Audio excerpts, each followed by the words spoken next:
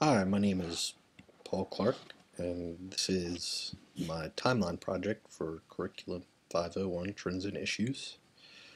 Um, I'm going to be sharing today 10 events uh, that have some personal relevance to uh, my professional career um, that I believe have influenced special education. Um, First event is from 1939, the Wechsler Intelligence Scale for Children, created by Robert Wechsler. Um, I reviewed this because I was familiar with the WISC exam. I gave it uh, several times, or reviewed the scores of it several times as a special education teacher. Um, I really kind of disagreed with such assessments. That I think it's more for the bureaucracy of education than it is for the students. And in my experience, it kind of becomes a predictor of the student achievement uh, rather than an indicator of what they've accomplished. Um, I saw the WISC as a type of philosophical influence on curricular standards because of the way it was developed um, in a different setting from an educational setting. It was developed in Mr. Wexler was a psychologist, I believe, and developed it working at Bellevue Mental Hospital.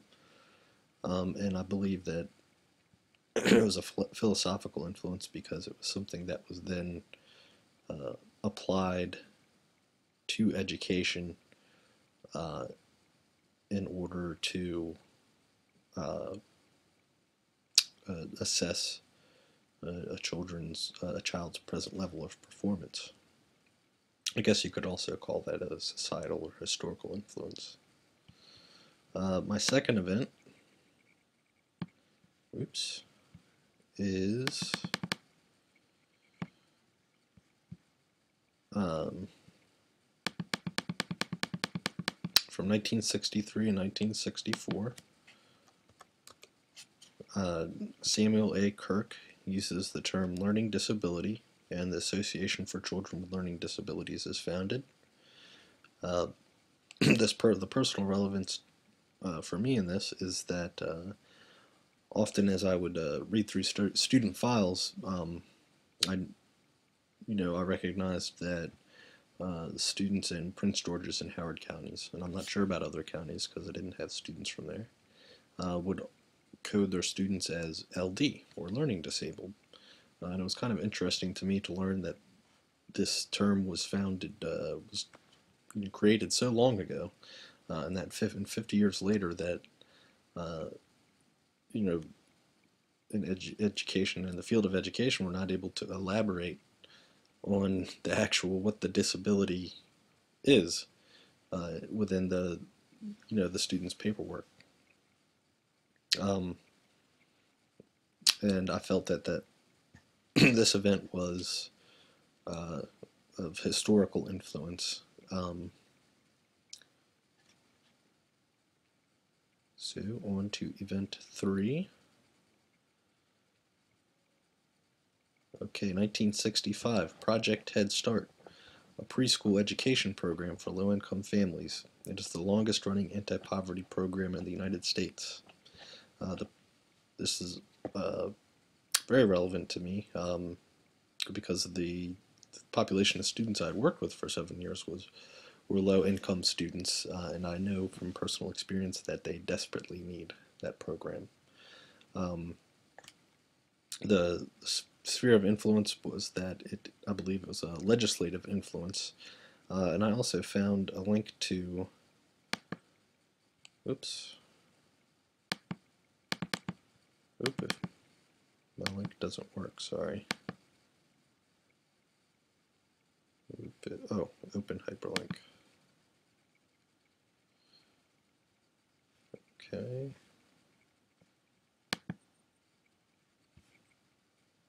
Okay, it looks like it's going to take a second here to open up.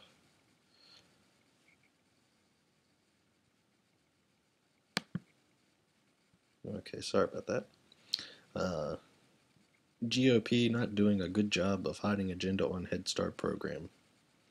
Um, and so this is dealing with the current slash to the Head Start budget.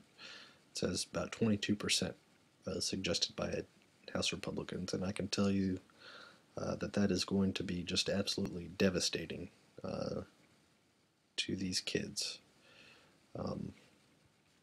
So I just wanted to share that. And you can see we have a little guy here crying because he's not going to get to go to Head Start. Event 4, 1971, Pennsylvania Association for Retarded Children versus Pennsylvania. I took a grad course in the Wilson Reading System. I think I've mentioned this in class. And it's interesting, this case was interesting to me because before I took the course, I had to sign a waiver stating that I recognized that the intelligence of my student was below the accepted standard for the class because the student's achievement was part of my grade. And that's the first thing I thought of when I looked at this case. So I thought that this sphere of influence was legislative influence, and have here a clipping from a related subsequent case that followed. And when I read about it, I found out that, interestingly, the legislators who are fighting against the Pennsylvania Association for Retarded Children did so because they didn't want the federal government to come out and say that you have to educate these children. They thought it was, a local community issue. And here's the press clipping. Our children's voice. Retarded children can be helped. And this is from New York. And I think apparently Mr. John D. Rockefeller was one who fought for the rights of retarded children to get a public education. Okay, Event 5, 1975. IDEA Act gives individuals with disabilities the right to an education in the least restrictive environment. This one also made me think of my professional career. In writing IEPs, we would always have to end out that the such and such student should be in the least restrictive environment. I always thought it was kind of interesting because other than our school, there was no more restrictive environment than going to a detention facility for juveniles. So I guess that it's kind of just an interpretation of what restrictive means. I thought that this was a political influence, legislative influence. Oh, excuse me. I thought you could say it was a legislative influence, but I think it's philosophical. I kind of see that. Also wanted to note here halfway through that I'm seeing a trend that as access to schools is gained by students who were not served or underserved before, schools themselves are kind of, I'm seeing the adaptations that they've made, and in my own professional career, how they've made those adaptations to accommodate those kids, and I thought that was kind of neat. Event 6, 1982, teachers begin to adopt the direct instruction teaching model from Madeline C. Hunter's book, Mastery Teaching. My personal relevance to me here is that, when I first started out, I thought about teaching. I really wanted to have kind of this real constructivist classroom where students participated and shared and they learned from each other, but when I got into special ed, I saw that that just wasn't always possible, that sometimes they just need direct instruction. Um, and I felt that Ms. Hunter's book was represents a societal influence in teaching. Um, okay. Event number 7. 1983, Howard Gardner's Multiple Intelligences analyzed the way students learn and how that learning can be assessed. Um, I remember from a grad course that I took the theory of multiple intelligences, and I just thought it was the greatest thing ever.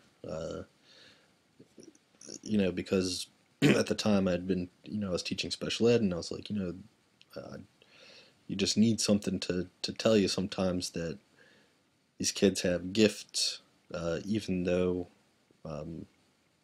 in the assessments and the curriculum that the state has, it's not always easy to see in the light of those things. And I thought that the book represented a philosophical change in the perception of intelligence. Um, and I felt that it's something that's helped create a more inclusive educational setting. And it's also interesting to juxtapose it against the Wechsler exam and the WISC, and I'd be interested to know more about how those two compare. Event number 8, 1990, the Public Law 101-476, Individuals with Disabilities Education Act, renames and amends its public law. In addition to changing terminology from handicap to disability, it mandates transition services and adds autism and traumatic brain injury.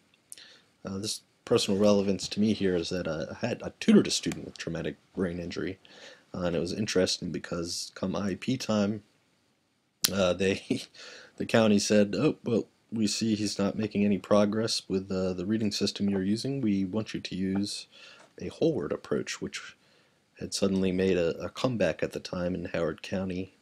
Oops, I mentioned the county. Howard County said that that's what they wanted children to do. They wanted the comprehensive reading approach. So I thought that was interesting to share. The sphere of influence, I thought this was more of a societal influence, um, in my opinion, because the increase in awareness that it kind of has snowballed out of it as far as autism goes. Event 9, the 1991, the Smartboard is produced by Smart Technologies. The personal relevance to me, I happen to have used the Smartboard in my classroom. First did it in 2006, and in 2008 I'd started to use it daily in my classroom. I don't have one in my current classroom, but we are getting one, and I can't wait to use it. I thought that the Smartboard is a societal influence, and I think that assistive technology like smartboards is something that helps me to help the students connect with reading content standards, and helps me to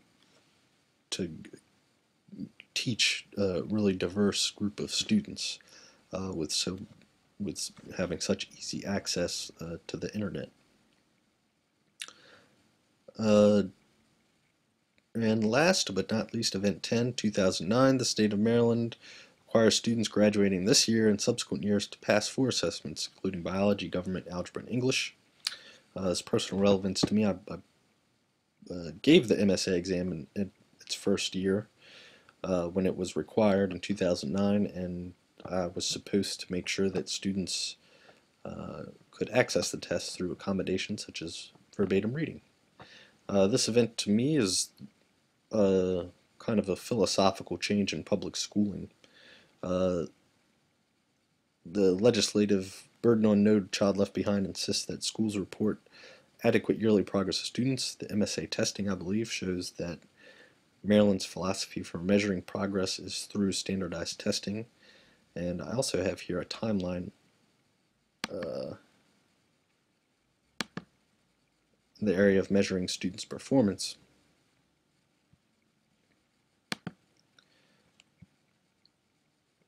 And my time here on my screencast is coming to an end, so I just want to let you look at this and bid you adieu.